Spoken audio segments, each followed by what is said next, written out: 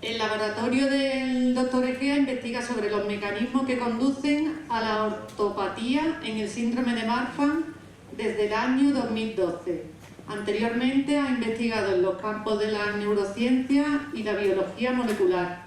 Su objetivo final en el síndrome es encontrar una terapia eficaz que frene la progresión del aneurisma de la aorta, evitando en lo posible la intervención quirúrgica. Para ello, emplea técnicas y estrategias farmacológicas y génicas, empleando modelos de ratón de la enfermedad. El título de la ponencia es ¿Qué y por qué investigamos sobre el síndrome de Marfan? Desde la mesa del laboratorio hasta la aplicación clínica. Y bueno, pues nada, pues doy paso al doctor.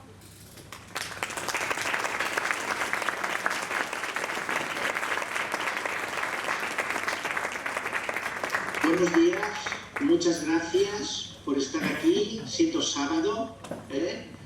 Para mí es realmente un placer el poder estar entre todos ustedes y que me acompañe mi hijo, que lo tengo aquí al lado, que es la razón por la cual estoy trabajando en el síndrome de Marfan. Él también nos pertenece a la comunidad. Y además, pues,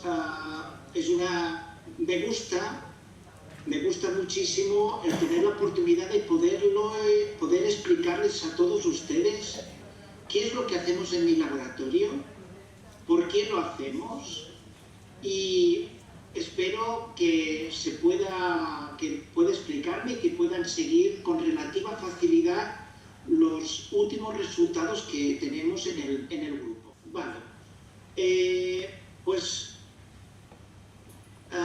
En esta diapositiva les resumo pues todos los temas con los cuales hemos estado trabajando en mi laboratorio desde el año 2011, que fue cuando empezamos a trabajar en el síndrome de Marfan. Debido a mi background científico, yo soy un investigador que hace investigación básica para entender pues, los mecanismos que están implicados en su tiempo pues, en el funcionamiento de la célula, y eso mismo lo apliqué a nivel de las células musculares lisas en el síndrome de Marfan. Y me centré con la gente que tenía en ese momento en 3 puntos principales. A ver si se puede ver el puntero. ¿Se ve el puntero de color rojo? Sí.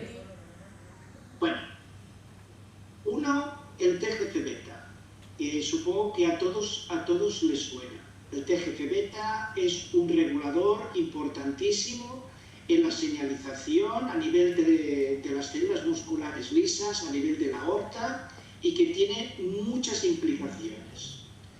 Estudié pues lo que es la relación entre el tráfico intracelular, es decir, desde el momento que es sintetizado hasta que se libera fuera de la célula. También de qué manera se internaliza, porque para poder señalizar necesita unirse a un receptor e internalizar dentro de la célula y disparar toda una serie de reacciones moleculares que va a condicionar pues, el comportamiento de las células. Esto en relación a que son el citoesqueleto, que vienen a ser las carreteras que hay dentro de las células, lípidos, que conjuntamente con las proteínas forman parte de las membranas.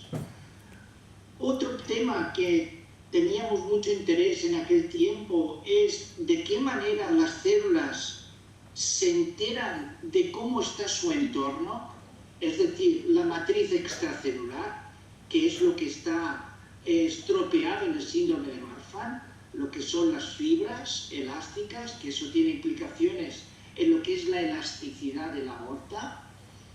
Y después también empezamos a tener interés, que es de lo que hoy les voy a hablar, sobre el estrés oxidativo. Es unas reacciones que tienen lugar en la célula en donde hay intercambio de electrones, ¿vale? Y eso afecta a las moléculas que están en su entorno, es decir, a nivel atómico. Como consecuencia de nuestras investigaciones con el TGF-beta y el estrés oxidativo, esta investigación básica le estamos dando o intentando dar una aplicación a nivel de medicina translacional. Es decir, la idea ¿cuál es? Entender los mecanismos básicos que son disfuncionales y encontrar remedios que puedan aplicarse en pacientes. Esto es lo que se llama medicina translacional.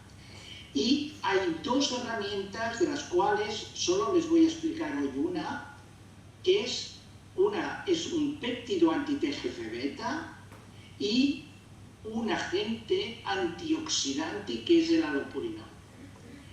Les voy a explicar hoy en relación al estrés oxidativo y al allopurinol. Para entender lo que voy a explicar a continuación, hay tres palabras que son muy comunes cuando hablamos de estrés oxidativo. Son las especies reactivas de oxígeno. ¿Qué son las especies reactivas de oxígeno? Son moléculas que provienen de la reducción del oxígeno. Nosotros vivimos en un ambiente oxidante, respiramos. Este oxígeno pierde electrones y la pérdida consecuente de electrones va dando lugar a unos radicales. El superóxido, el peróxido de hidrógeno, el radical hidroxilo. Como tienen cargas negativas, ¿vale? ¿Qué ocurre? Que interaccionan con átomos que forman otras moléculas, lípidos, proteínas, ADN, y producen modificaciones químicas, ¿vale? Las especies reactivas de oxígeno no son necesariamente nocivas, tienen un papel muy importante en lo que es la señalización dentro de las células. Por tanto, tienen un papel fisiológico muy importante. Es lo que se conoce como biología redox. Sin embargo, cuando estas especies reactivas de oxígeno están en exceso, la célula no puede con ellas, entonces se producen muchas reacciones químicas indeseables. Y es lo que se conoce como el estrés oxidativo o bien estrés redox. Y esto es patología. Por tanto, el ROS, que es la abreviación que se emplea de especies reactivas de oxígeno, tiene dos caras, una fisiológica y otra patológica. ¿De acuerdo? Estos son una serie de procesos celulares, fisiológicos, y aquí tenemos, pues, procesos patológicos donde juegan un papel directo o bien indirecto. En tumorogénesis, en cáncer, en autoinmunidad, en envejecimiento, ¿vale? En células madre, en la determinación de tejidos, etc. Bien, cuando empezamos a tener interés en el estrés oxidativo alrededor del año 2014, se sabía bastante poco de su implicación a nivel cardiovascular, sea en biología, sea en patología. Se conocían unas fuentes principales de estas especies reactivas de oxígeno, que son unas oxidasas, de las cuales voy a hablar después, sobre todo la mitocondria. La mitocondria es la central térmica energética de la célula, donde la formación de la moneda de energía, que es el ATP, genera especies reactivas de oxígeno. Es muy prooxidante, ¿vale? Entonces, el conjunto de estas dos maquinarias produce un radical, que es este radical superóxido, que se convierte en peróxido de hidrógeno. El peróxido de hidrógeno, que es el agua oxigenada, ¿vale? Todo el mundo la conoce por agua oxigenada, es bastante reactiva y puede producir sobre el ADN, sobre lípidos, modificaciones irreversibles. La célula tiene una maquinaria propia que intenta compensar el exceso de estos radicales y del peróxido. Es lo que se conoce como la maquinaria antioxidante celular. De tal manera que al final es un equilibrio entre la formación y el consumo.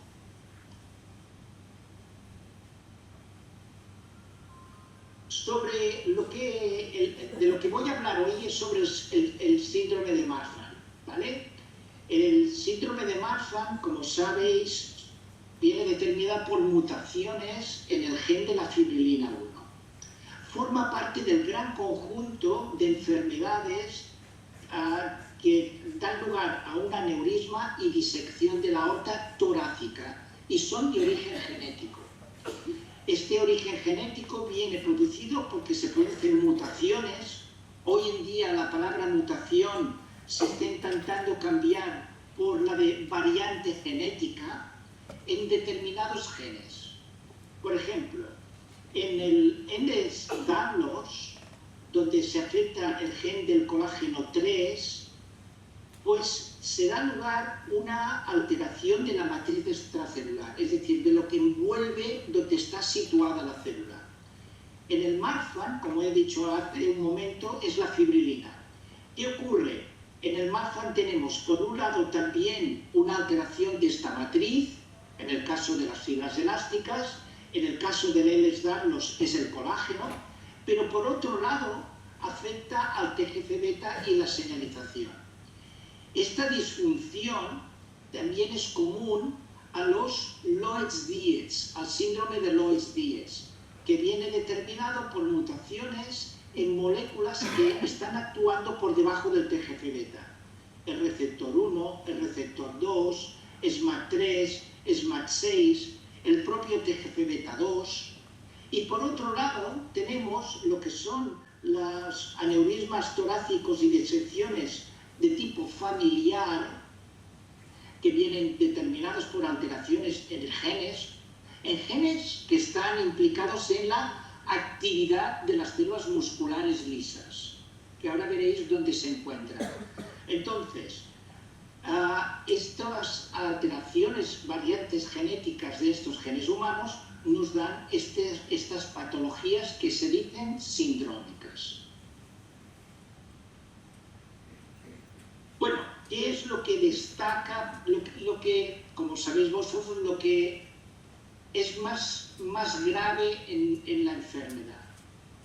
El aneurisma y la disección de la aorta. Normalmente, como sabéis, tiene lugar a nivel de la aorta descendente y de la raíz aórtica, pero también puede tener lugar a nivel de la aorta descendente. Es lo que se conocen como disecciones aórticas de tipo A y de tipo B, ¿vale? El aneurisma es la dilatación anormal de esta aorta y llega un momento que las paredes son tan delgadas que se produce una rotura a nivel del endotelio. ¿Cuál es la relación entre las especies reactivas de oxígeno y estos aneurismas y disecciones de la aorta torácica? Se ha visto que un exceso de estas especies reactivas de oxígeno estimulan el complejo latente del TGF-beta, ¿vale? Lo cual eso va a generar más TGF-beta. También estimula la expresión y la actividad de enzimas que degradan la matriz extracelular. Son las que conocidas como metanoproteasas. Entonces, si al daño ya propio de las proteínas que forman parte de la matriz se añaden enzimas que encima la degradan, eso es un círculo vicioso que se potencia. Además, promueve la muerte programada de las células musculares lisas. Es una muerte que se conoce por apoptosis. Cambia también la actividad esperable de las células musculares lisas. Pues si es de esperar que tengan más actividad contráctil, pues empiezan a cambiar su fenotipo a más de tipo secretorio o de tipo mixto.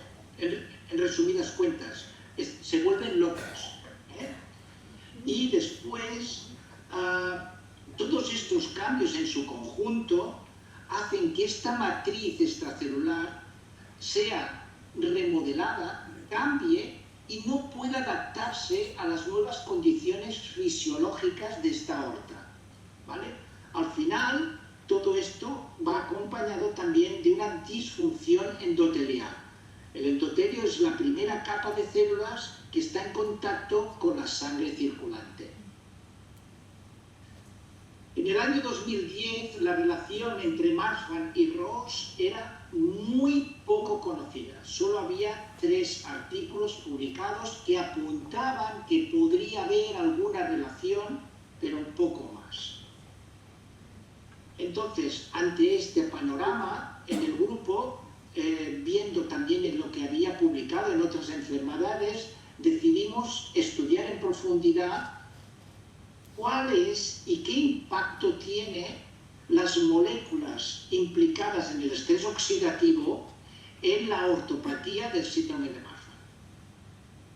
Nos hemos centrado en las NADPH oxidasas, también conocida como NOXES, en la xantina oxidasa o xantina oxirreductasa, también el retículo endoplasmático es un compartimento dentro de la célula, también está asociado a estrés, otras la superóxido dismutasa, y la parte muy importante de la mitocondria es lo que, no sé si os lo habrán explicado, pues los doctores Oyer, Campanero y Redondo en la charla de ayer.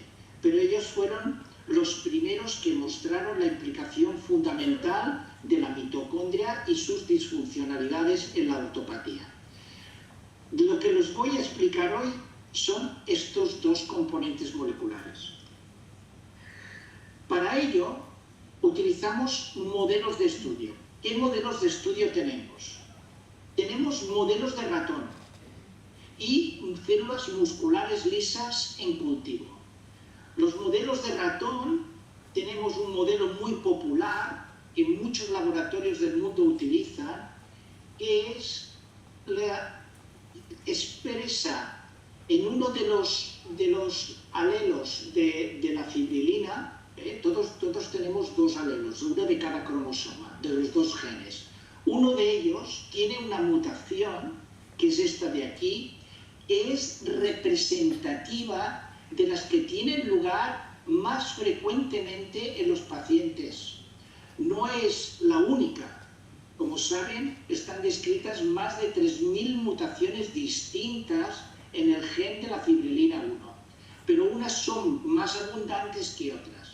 Y este ratón, la ventaja que tiene es que representa bastante bien la evolución clínica de la enfermedad, tanto a nivel del esqueleto como a nivel cardiovascular. Hay otro modelo, que es el modelo hipomórfico, que la ortopatía se desarrolla mucho más rápido, pero hay otras características que no son representativas de lo que acontece en los humanos. A diferencia de este modelo, este de aquí, el hipomórfico, sí que acaba terminando provocando la disección de la aorta. Este modelo raramente termina en la disección aórtica. Por lo tanto, no hay un modelo único perfecto. Cada uno tiene sus ventajas y sus desventajas.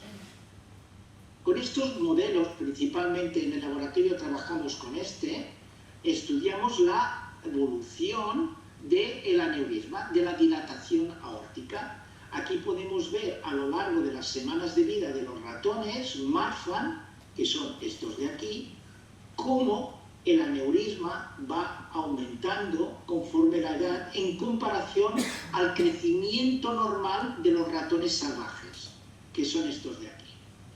¿Cómo medimos estas dilataciones, el diámetro de la aorta?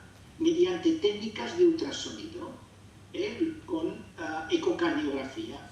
Aquí tenemos una imagen representativa de lo que es la raíz aórtica, la parte ascendente, que sería este de aquí, ¿vale? Esta de aquí, esta es la parte ascendente, aquí estaría escondido dentro del corazón la raíz aórtica, y aquí vendría ya lo que es el arco aórtico y la aorta torácica descendente. Bien, nosotros mediante imagen medimos estos diámetros, diseccionamos la aorta, que sería esto. Aquí tenemos un aneurisma muy prominente de un ratón Marfan, y de aquí obtenemos células en cultivo. Y con estas células en cultivo estudiamos mecanismos moleculares. Y con el ratón estudiamos sobre todo tratamientos, ver de qué manera estos distintos tratamientos afectan a la progresión del aneurisma aórtico. La aorta. La aorta, pues, la humana, una imagen representativa es la que se está aquí en esta imagen.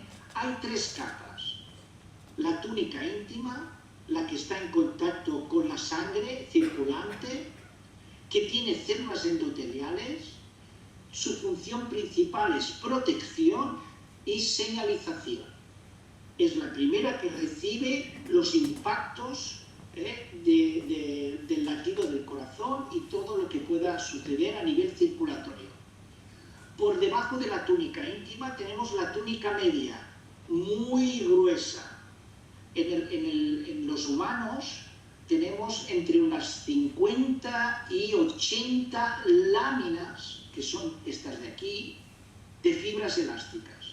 Y es la que le da típicamente la elasticidad, le aporta elasticidad y la recuperación de la aorta. Es como una goma que se da y se contrae.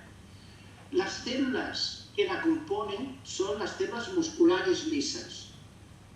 Estas células musculares lisas están entre medio de las fibras elásticas, que son las que aportan, como decía un momento, elasticidad. Dilatación en la sístole del corazón y relajación en la diástole. A nivel del ratón, que es lo que voy a explicar, la túnica íntima es esta de aquí, muy delgadita, una sola capa de células. La túnica media es esta mucho más gruesa, donde se ven estas láminas elásticas, que suelen ser unas 6, unas 7.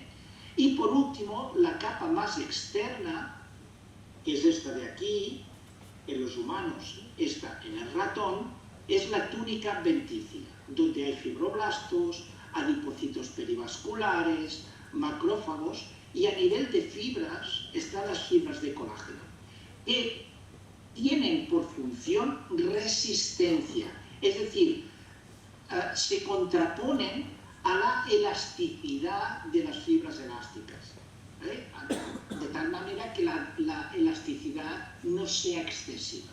Por tanto, están en equilibrio. Resistencia, túnica adventicia, elasticidad, túnica media, señalización y protección, la túnica íntima. Bien, sobre la maquinaria molecular, estábamos hablando de las noxes, la maquinaria enzimática principal que aparece a nivel cardiovascular. Hay 7 componentes moleculares muy representativos, importantes en esta gran familia: NOX1, NOX2, NOX3, NOX4, NOX5 y bueno, unas cuantas más. Pero las principales son NOX2 y NOX4. Y nosotros nos fijamos en estas dos. NOX2 porque es la principal de toda la familia. Está expresada en todos los tejidos y genera directamente radicales superóxidos. Son muy reactivos. Y también nos fijamos en NOX4. ¿Por qué NOX4? Por dos motivos. Primero, porque está directamente regulada por TGF-beta. Y TGF-beta está directamente implicada en Marfan. Por tanto, si podía haber alguien que sea disfuncional, podría ser más bien NOX4 más que NOX2. Y además tiene una propiedad adicional. Genera directamente peróxido de hidrógeno. El peróxido de hidrógeno es muy reactivo y tiene una vida media mucho más larga que el superóxido. Las células lo que hacen es que cuando encuentran este radical superóxido, rápidamente intentan convertirlo en peróxido de hidrógeno y en agua más oxígeno. O sea que el principal ROS que se acumula normalmente es el peróxido de hidrógeno. Cuando estudiamos la expresión de NOx2 en las aortas de humanos, tenemos aortas que provenían de donantes de corazón y aortas provenientes de pacientes Marfan sometidos a cirugía reparadora. Cogíamos la zona propiamente dilatada, la del aneurisma, y la adyacente, que aparentemente no estaba dilatada, y comparamos la expresión de NOx2 mediante técnicas inmunológicas, que es lo que vemos aquí. Tenemos la aorta en principio sana, que la expresión es más bien escasa, pero a nivel de la aorta Marfan no veíamos diferencias significativas con la aorta sana y entre las distintas zonas, ¿vale? Estos son dos ejemplos de dos pacientes. También lo estudiamos a nivel de las células musculares lisas en cultivo y no veíamos cambios significativos. En cambio, cuando estudiamos la expresión de NOx4, sí que estaba muy aumentada en comparación con la aorta sana. Además, había diferencias en cuanto a la expresión, si era la zona que era del aneurisma o la zona adyacente no aneurismal. Estos son dos ejemplos de pacientes donde se ve claramente que hay un incremento en la tinción en la zona dilatada comparada con la de aorta de individuos sanos. En cultivo, de nuevo, también nos dimos cuenta, también vimos que había una sobreexpresión de NOx4. Y, lógicamente, también encontramos una sobreproducción del peróxido de hidrógeno. Por tanto, sabíamos que NOx4 estaba sobreexpresada en la aorta de pacientes y de ratones Marfan también, Ahora lo voy a explicar. Entonces, queríamos saber de qué manera esta NOx4 estaba o participaba en la progresión del aneurisma. Entonces decidimos generar un ratón, por un lado Marfan, que es este de aquí, y lo cruzamos con un ratón que no expresaba NOx4. Entonces, el ratón resultante era Marfan sin la expresión de NOx4. ¿Y qué sucede con la ortopatía? Bien, lo primero que analizamos fue a nivel histopatológico cuál era la estructura de esta aorta en estos ratones. En un ratón Marfan, a lo largo del tiempo, se produce un aumento de las roturas de estas láminas elásticas.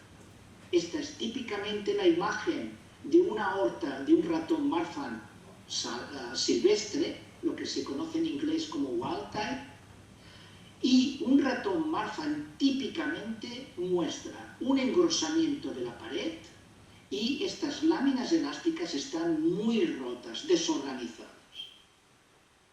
A lo largo del tiempo, el número de roturas de la aorta aumenta, que es lo que muestra esta línea discontinua de color rojo. Cuando estudiamos el ratón Marfan que no expresaba NOx4, que es este de aquí, veíamos que estos cambios estaban atenuados. Había menos roturas, el grosor de la pared también se reducía y había como una especie de remodelaje compensatorio para acercarse lo máximo a lo que es una aorta pues, de tipo silvestre.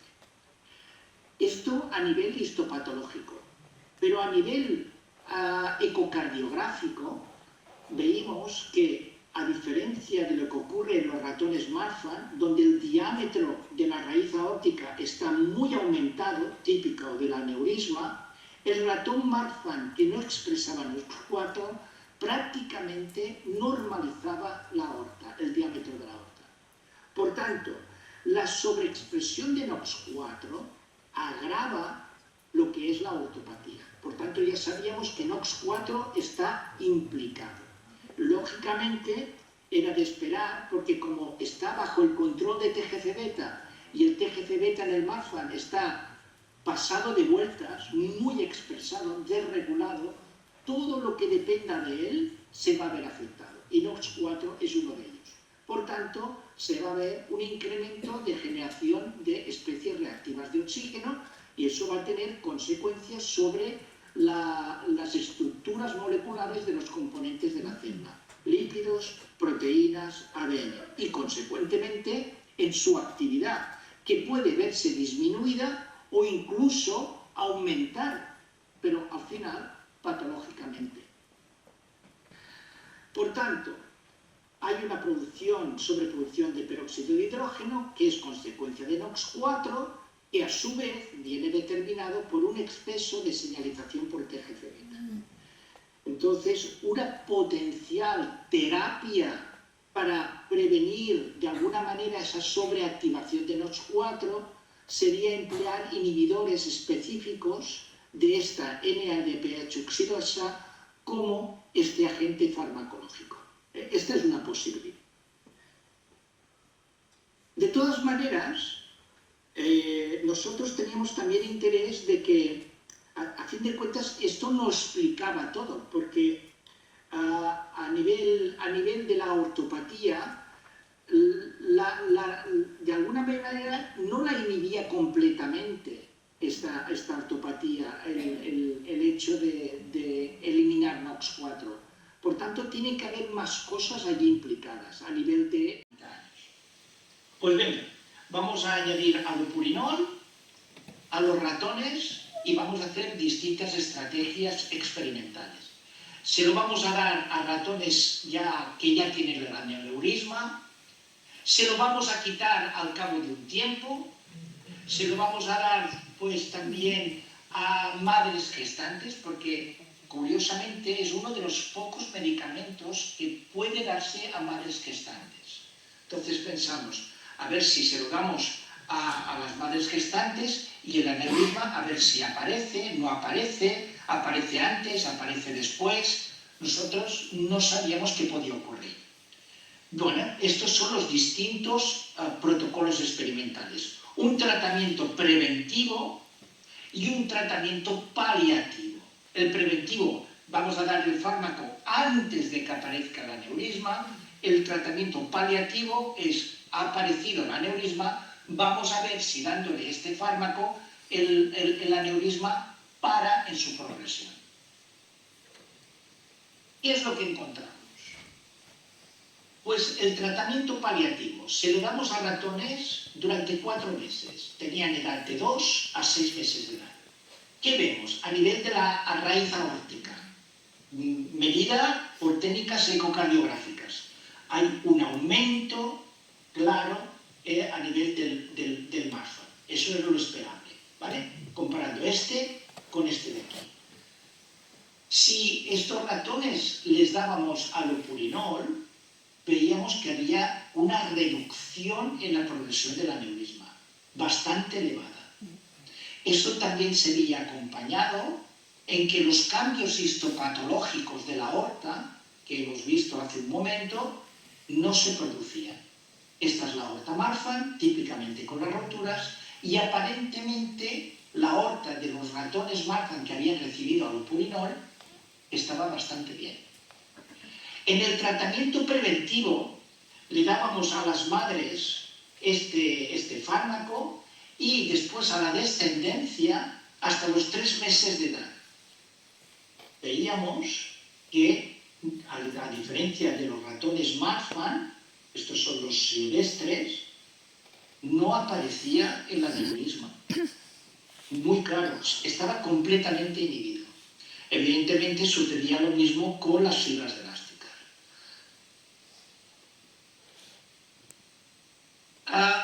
Nos planteamos si al retirar el fármaco el aneurisma estaba definitivamente inhibido en su progresión o reaparecía.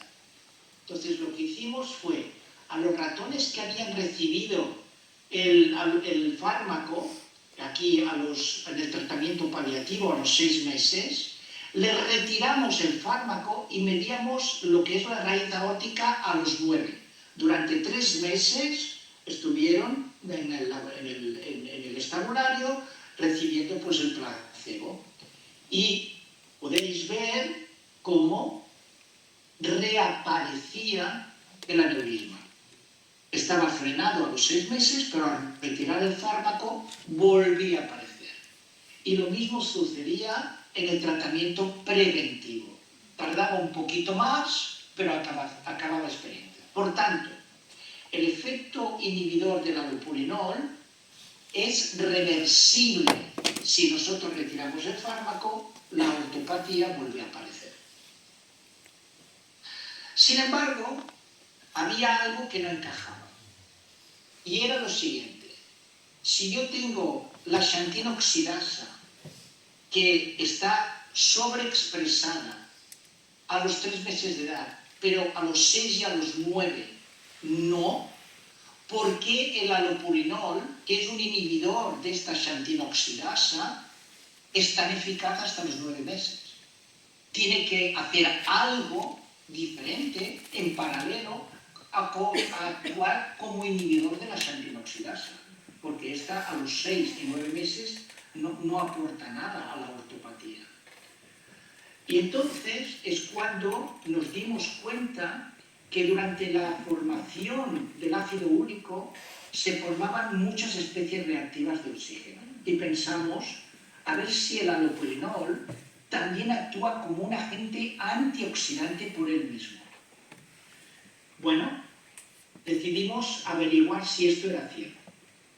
Entonces, haciendo estudios in vitro con trocitos de aorta, in vitro, y en ratones in vivo, ¿vale?, midiendo los niveles de peróxido de hidrógeno, nos dimos cuenta que el allopurinol, aquí tenemos en los ratones Marfan, en comparación con los silvestres, estas son las aortas de ratones silvestres, las aortas de ratones Marfan, hay un incremento de peroxidasa, 3, 6 y 9 meses.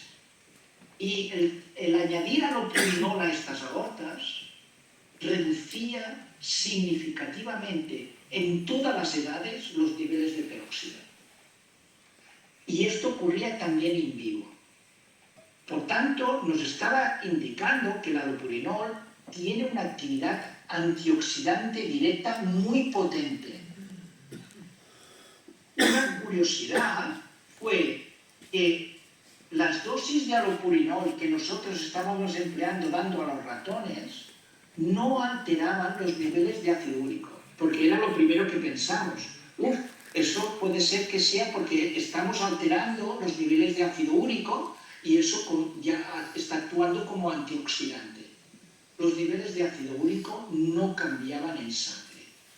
Recordad que el ácido úrico es el principal antioxidante que tenemos en el organismo, pero un exceso de ácido úrico es prooxidante. O sea que el tema del ácido úrico es bastante complicado. También nos dimos cuenta de que el allopurinol era capaz de inhibir de manera indirecta la expresión de NOX4. Esta NOX que estaba elevada en los ratones Marfan, que hemos visto anteriormente, tras recibir allopurinol, no cambiaba. Y esto ya era bastante sorprendente. Y además, también estudiamos, tanto a nivel de paliativo como preventivo, y también una enzima de estos que degradan la matriz extracelular, que está desregulado en el Marfan, que es una metaloproteinasa, también sucedía lo mismo.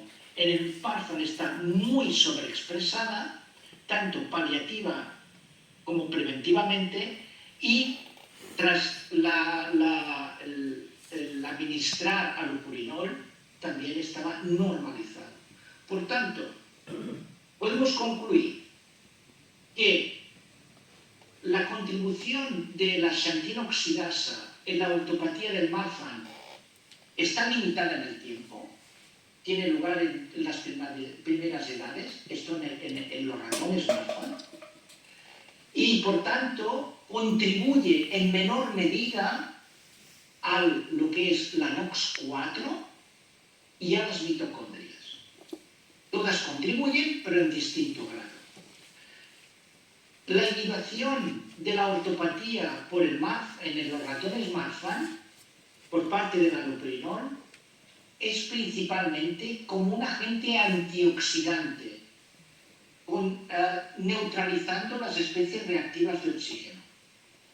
Lo hace inhibiendo la SHOR en las primeras etapas de la ortopatía y después como un neutralizador intrínseco. Pero además, esta acción directa se ve reforzada indirectamente porque normaliza los niveles proteicos y de mensajero de NOx4 y metaloproteinasa 2, dos elementos cruciales que están implicados en la ortopatía. Entonces, nosotros proponemos el allopurinol como un nuevo agente farmacológico para combatir la ortopatía en el síndrome de Marfan. ¿Y por qué queremos y estamos trabajando para realizar un ensayo clínico con este fármaco? Razones. El allopurinol es un fármaco barato, seguro y se tolera muy bien a concentraciones relativamente elevadas. Las dosis que se dan para tratar la gota suelen estar alrededor de los 300 miligramos día. Y la farmacocinética muestra que el organismo tolera hasta un máximo de 600 miligramos al día. ¿Vale? Nosotros estamos utilizando este fármaco que en la equivalente que serían en humanos de 150 miligramos día. Por tanto, estamos en un rango muy seguro de concentración farmacológica. Es lo que os digo aquí. La dosis terapéutica que empleamos en el ratón, que son 20 miligramos kilo día, que es el equivalente a 100 miligramos por mililitro, perdón, 125 miligramos por litro, esto está mal. Si la tuviésemos que aplicar a pacientes, ¿vale?, equivaldría a una dosis de unos 100 miligramos día, lo cual está en el rango terapéutico. Y además, a estas dosis, los niveles de ácido úrico no se verían afectados, que esto es importante, porque el ácido úrico a las concentraciones normales en sangre, que son 6 a 7 miligramos por decilitro, es el principal antioxidante que tenemos circulante. Por tanto, es una dosis terapéutica asumible para un ensayo clínico. En los ratones Marfan, el allopurinol inhibe la progresión del aneurisma aórtico tan bien como el losartán. Cuando se publicó el losartán en el año 2006, fue un fármaco que despertó unas expectativas tremendas. Era un fármaco barato, también seguro, con una tolerancia también óptima, y eso fue lo que disparó a nivel mundial muchos ensayos clínicos con el losartán, ¿vale?, que después los resultados no han sido lo que se esperaba, ¿vale? Pero a diferencia del losartán, el allopurinol podría darse o administrarse a madres gestantes, cosa que el losartán no, ¿vale?, es teratogénico. Entonces, un ensayo clínico en el cual queramos utilizar el allopurinol debería combinarse bien con losartán o bien con beta-bloqueantes, porque pensamos que estamos actuando sobre dos dianas moleculares distintas que se complementan. Podrían tener un efecto sumatorio o bien potenciarse una con la otra, ¿vale? Esta es nuestra propuesta. En conjunto, a día de hoy, a este año, la implicación del estrés oxidativo en la ortopatía del síndrome de Marfan se está completando muchísimo, no solo con nuestros resultados, sino con otros muchos laboratorios a nivel internacional que no solo han confirmado lo que nosotros describimos por primera vez, sino que han ido complementando qué otros componentes moleculares están implicados. Por ejemplo, agentes antioxidantes propios, estimulando pues, esa aportación. En resumen, nuestros resultados y los de otros laboratorios permiten concluir que el estrés oxidativo es un contribuyente importante en la formación y progresión del aneurisma aórtico en el síndrome de Marfan. Y por tanto, merece la pena tratarlo con fármacos antioxidantes, nuevos o reposicionados. Un fármaco antioxidante nuevo que hace poco se ha publicado en el Marfan y que también funciona muy bien, covinamide. Fármacos reposicionados, que quiere decir que se pueden utilizar con otro fin en otra patología, allopurinol. Y un buen antioxidante que también parece que está dando buenos resultados, resveratrol. Para terminar, 4 ideas sobre qué es lo que estamos haciendo en mi laboratorio, ¿vale? Con unos clínicos estamos iniciando los trámites administrativos delante de la Agencia Europea del Medicamento para declarar al allopurinol medicamento huérfano. Con lo cual esto puede facilitar el realizar un ensayo clínico en un plazo relativamente breve de tiempo.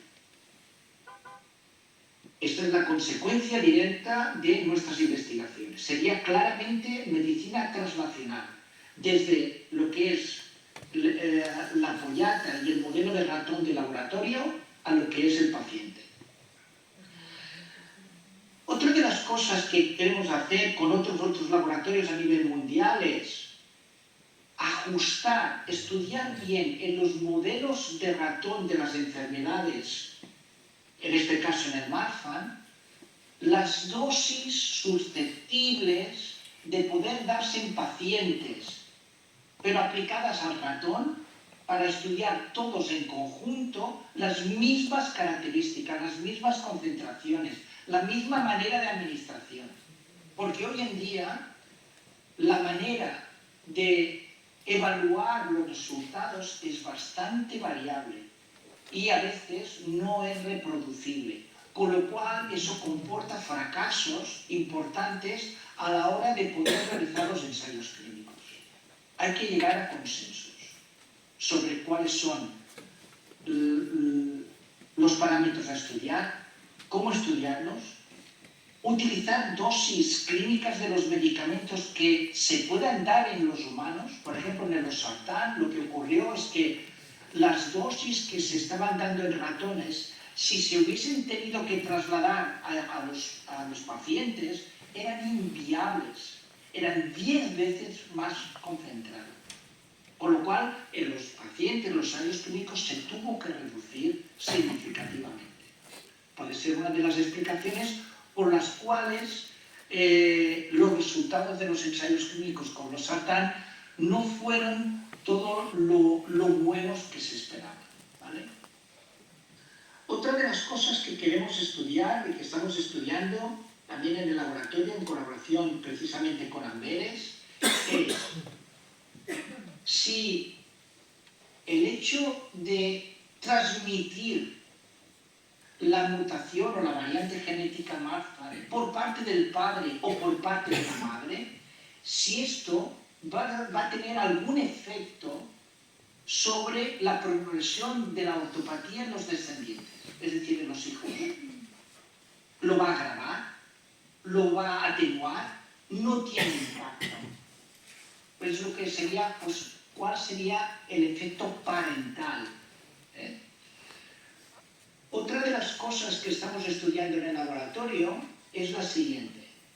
Las fibras elásticas, las que aportan la elasticidad a la aorta, tienen dos componentes principales. La fibrilina, que su mutación provoca el síndrome de Marfan, y la elastina. que la pérdida de elastina provoca otra enfermedad del tejido conjuntivo, que es la de Williams-Beuren. Es muy curioso que a nivel de aorta, patológicamente hablando, si se ve la fibrilina 1 alterada, tenemos un aneurisma aórtico y una disección, pero si se ve la elastina afectada, tenemos un efecto contrario, una estenosis, un estrechez de lo que es la aorta. Eso comporta problemas muy importantes de presión arterial, ¿vale? Entonces, lo que estamos estudiando en un modelo mixto Marfan-Williams es de qué manera estos dos componentes interactúan uno con el otro y qué cardiopatía surge de ello, ¿vale? Si hay interdependencia, si una está por encima del otro, si son independientes. Y por último, queremos estudiar cuál es el efecto preciso de las hormonas sexuales en la progresión del aneurisma aórtico. Se sabe que las mujeres, antes de la menopausia, la gravedad de los aneurismas, el número de gravedad es bastante menor que en hombres. Sin embargo, los aneurismas y disecciones aórticas de mujeres que ya han superado la menopausia es mucho más grave. Entonces, tiene que haber un papel importante por parte de las hormonas sexuales, agravando, atenuando en función de la edad, y eso es lo que queremos estudiar, tanto en el aneurisma aórtico como a nivel cerebral, ¿vale? Bueno,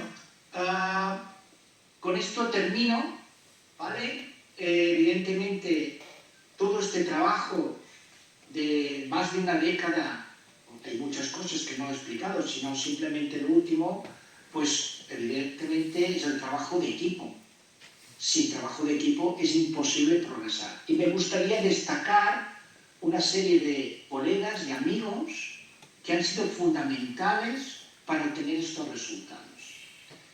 Por un lado, tenemos a Francesc Jiménez Altayó, que trabaja en la Universidad Autónoma de Barcelona, Victoria Campuzano, con la cual compartimos laboratorio y ella es especialista en el síndrome de Williams-Beuren, Isabel Fabregat, que trabaja en el IDIVEI, en el Hospitalet de Llobregat, que ella es experta en el TGF-beta, Joaquín Ros, que trabaja en la Universidad de Lleida, experto a nivel de modificaciones químicas producidas por las especies reactivas de oxígeno, Belén Pérez Fernández, colaboradora de Francesc, que es especialista en la medida de los niveles de estas especies reactivas de oxígeno, Mari Carmen Gómez Cabrera, de la Universidad de Valencia, fundamental en los resultados que hemos obtenido con la xantina oxidasa, Cristina Arce, que fue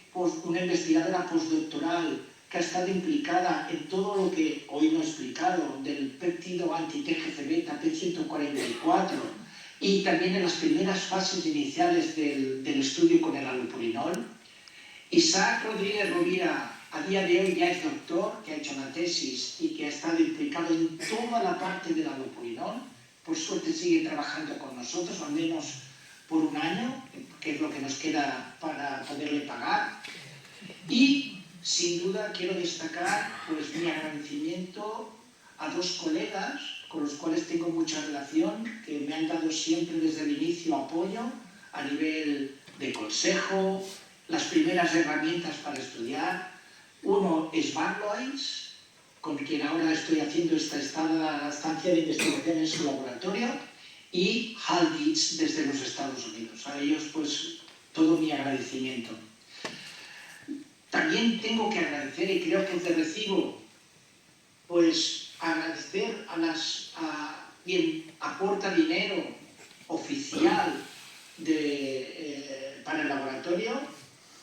En su día el Ministerio de Educación y Formación Profesional, después pasó a denominarse el Ministerio de Economía y Competitividad, hoy en día es el Ministerio de Ciencia e Innovación, Veis que el tamaño de las letras va reduciéndose, esto es en proporción al dinero que me han ido recortando a lo largo de los años, ¿vale?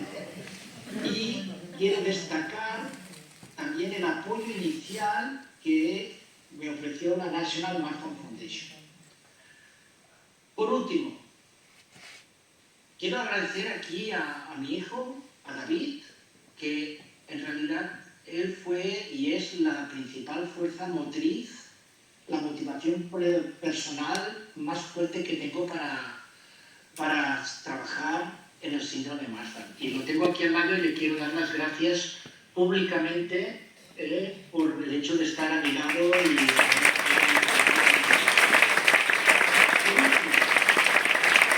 Simplemente que sepan de que si quieren de alguna manera contribuir económicamente a seguir con estos trabajos de laboratorio, que sepan que hay esta página del Hospital Clínic, de la Fundación IDIPAPS, donde se pueden hacer aportaciones de distinta cantidad, desgrava, esta es la página web, se puede poner aquí la cantidad que se quiera y pueden ver lo que es lo que acaba desgravando.